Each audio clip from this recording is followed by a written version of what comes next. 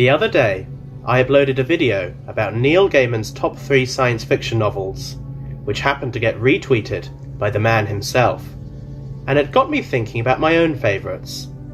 Because I like the sound of my own voice so much, here are my top 10 picks for the greatest science fiction novels of all time.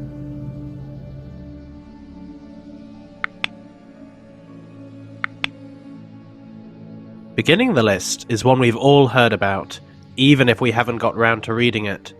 Slaughterhouse 5 by Kurt Vonnegut is a short novel about getting abducted by aliens during World War II. A great starting point for newcomers to science fiction, it has less emphasis on science and more on its characters. It features Billy Pilgrim, the bumbling soldier, and Kilgore Trout, the crazed science fiction writer, who demonstrates that the premise of a novel is often more interesting than the novel itself. At number 9, we have Do Androids Dream of Electric Sheep by Philip K. Dick. This is a novel that really makes you question reality and follows an android hunter called Rick Deckard. The problem is that the androids resemble humans in almost every way, right down from their flesh to their memories, which makes them harder to identify. Rick Deckard must also confront the possibility of being an android himself, and a strange religion which has overtaken the deserted necropolis of Los Angeles. Ice, by Anna Kavan, is a disaster novel about a monolithic ice shelf engulfing the world as a result of nuclear war. Cryptic, unsettling, and dreamlike, there are no named characters, but it does have a protagonist. The narrator spends the novel pursuing a woman through the icy apocalypse, contemplating his feelings for her and the presence of her husband. As much as I love the disaster novels of J.G. Ballard and John Wyndham, I've given this spot to Anna Kavan because of the uniqueness of her writing. For number 7, I've chosen The Moon is a Harsh Mistress by Robert Heinlein. It is set on a lunar colony in which men outnumber women by 10 to 1 and explores the gender dynamics between them. Heinlein was a libertarian and used this setting to explore the benefits of polygamy and polyandry.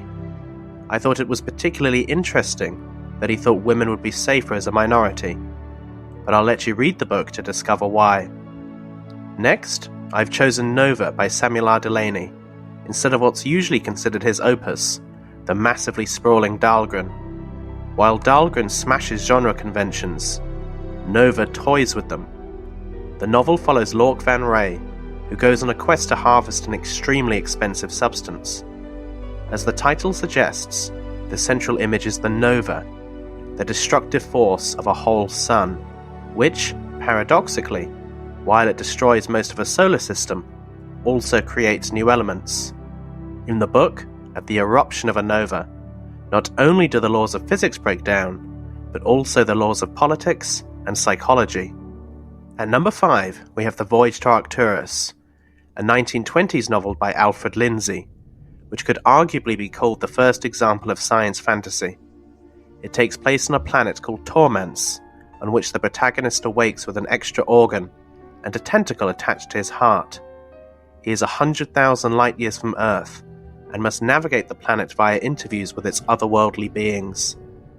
Steeped in theology, philosophy, and alternative science, it has been called the greatest novel of the 20th century, and inspired the likes of C.S. Lewis, Tolkien, and Michael Moorcock. This list would be incomplete without the best-selling science fiction novel of all time. Dune, by Frank Herbert, is the first in a series about an interstellar war for the most valuable substance in the universe, the spice melange. This grants superior mental abilities, including multidimensional awareness, which is needed for navigating space. The problem is that it only comes from Arrakis, a planet with giant worms. What makes this novel so fantastic is the world building. As far-fetched as the plot might seem, Frank Herbert makes it feel grounded. According to Arthur C. Clarke, there's nothing comparable to it, except The Lord of the Rings. At 3 is probably the most famous dystopia. George Orwell's 1984 follows Winston Smith, who works in the Ministry of Truth, erasing history which a communist government deems to be inconvenient. He secretly disagrees with a totalitarian regime, despite knowing that this is a crime, and the thought police will be onto him one day. What makes this book truly brilliant is that it simultaneously parodies the past and warns about the future. The lies of Big Brother, who represents the future party, reminds us both of Stalinist propaganda and what is likely to enter the media if we are not careful. Gravity's Rainbow by Thomas Pynchon is a controversial choice for number 2, largely because there's still a debate over whether it counts as science fiction. It was nominated for the Nebula Award, losing to a novel by Arthur C. Clarke, despite being set during the Second World War. It follows a soldier called Tyrone Slothrop, whose erections can be used to determine whether Nazi missiles will strike.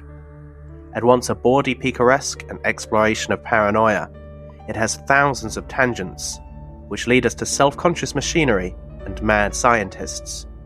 I would recommend it to anyone who finds themselves with time on their hands, because almost every sentence leads you down a rabbit hole of research and interpretation. And at number 1 is William Gibson's Neuromancer, the New Testament of cyberpunk. It follows Henry Dorset Case, a computer hacker who comes up against an AI called Wintermute, who seeks to augment itself with another AI called Neuromancer and become a super AI. What really amazes me about this book is its influence. It introduced terms like the Matrix and cyberspace into the lexicon, and inspired a whole subculture. A gritty, frenetic read, it draws its own influence from the likes of Burroughs, Bester, Ballard, Delaney and Pynchon, creating a fresh story while also reminding me of many other books. He has a dense style of writing, and at 300 pages, Neuromancer feels like 900, but I just call that a way of saving paper.